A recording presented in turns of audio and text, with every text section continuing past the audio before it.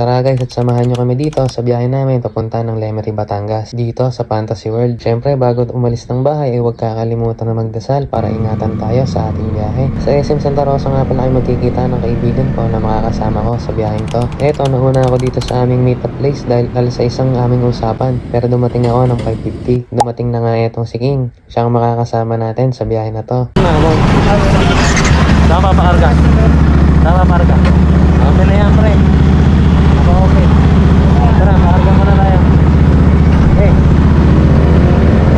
At dahil hindi pa siya nagpapakarga ng gas, ay samahan muna natin siya na magpakarga dito sa shed. Tapos siya magpakarga, ayan, tuloy na tayo sa ating biyahe. Sabi ko pa nga dito ay takbong pogi lang dahil di naman kailangan magmabilis. Ang mahalaga ay makarating ng ligtas sa pupuntahan. Ang sarap lang din talaga bumiyahe ng umaga dahil bukod sa wala pang traffic, ay malamig pa ang simoy ng hangin. Dito, pagtigil namin sa stoplight, kinabit niya muna ang cellphone niya sa kanyang helmet para makapag-record din sa daan. Solid din talaga tong tropa ko na to dahil isa ito sa mga tao na nagtulak sa akin para ituloy itong pag-vlog. Kaya salamat sa iyo pre sa pagbibigay suporta. Mag-shoutout muna tayo dito guys. Una-una sa lahat, shoutout dito sa ang girlfriend na napakaganda at supportive, si Rachel Julian. Shoutout nga pala sa dati kong katrabaho na si Ate Say. Salamat sa iyong paalala. Shoutout sa pinsan kong supportive din na si Ate Chris. Shoutout din dito Tita Alice na lagi nagpapaalala sa akin na mag-ingat sa biyahe. At yan, balik na tayo sa ating biyahe.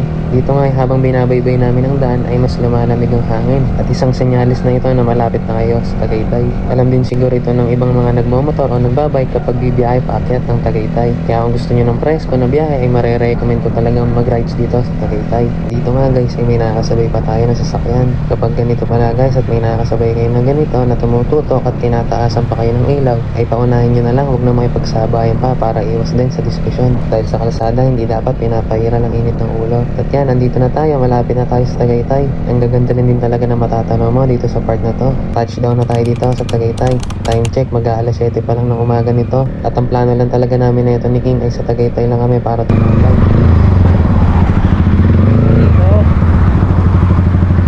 Ano? Gusto mo pre, diretso tayo Fantasy World. Malapit na yun, Lemery. Nakapunta ka na ba doon? Gusto mo magpunta? Okay lang. Malapit na lang naman yung dito eh. Bangka ka natin. Gusto namin tayo kumain. Ha? Mamaya na lang tayo kumain. Oo.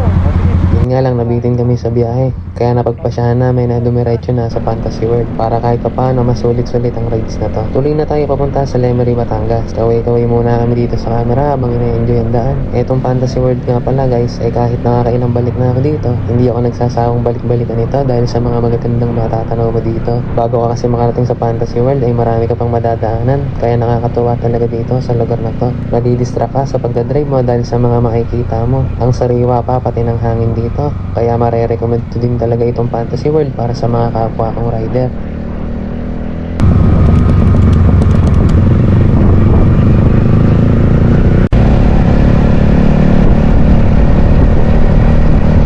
Matapos nga ang mahabang paglusong namin ay nakarating na kami dito sa Fantasy World. Ayun na yun pare.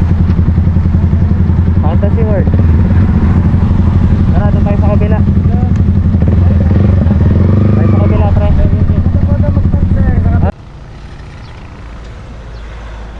Pagdating namin dito ay nagpicture-picture lang kami para na rin may masabi kaming alaala na nakapunta kami dito sa lugar na to.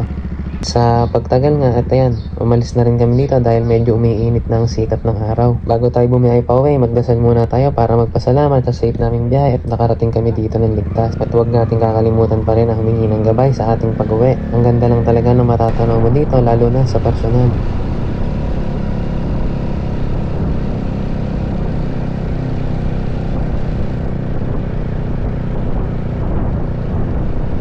Dito nga ay napa-open ako ng camera dahil alam ko mga big bike ang mga nasa likod namin. Para si Jay Katagumpay pa nga itong naka BMW na rin. Nakakatawa lang din itong magrupo na to dahil sa nag-iingat sila sa kanilang pag-overtake at may respeto sila sa kapwa nilang rider. Tulad na lang nitong naka Ninja, pwede naman na talaga siyang maumuna sa akin. Pero hindi niya ginagawa. Kaya ako nung sinenyasan ko ito na umuna na siya, doon lang siya umovertake sa akin. Kumbaga ako na lang din ang mahiya dahil ayaw umaputol ang kanilang pila at bukod doon ay malalaki ang kanilang motor.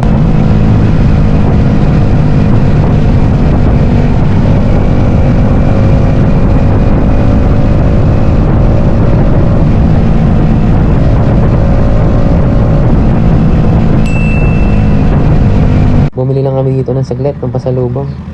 At paghinto naman namin dito sa stoplight, sakto may CB650 dito. At kinausap ko lang ang mayari tungkol sa kanyang motor. Dahil isa din ito sa mga pangarap ng Bigboy. Kaya pag green light ay madidinig niyo naman kung gaano kaganda ang tunog ng motor niya. Dito naman sa part na to ay nagpapaalam na kami ni King sa isa't isa dahil mauuna siya makauwi kaysa sa akin. Dahil taga Santa Rosa lang siya at ako ay taga San Pedro pa. Salamat sa iyo pre sa solid na biyahe.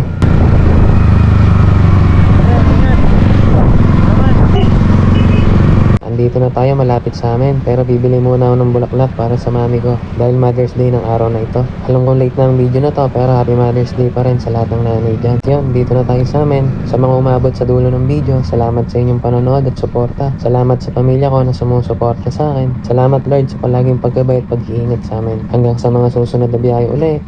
Ride safe!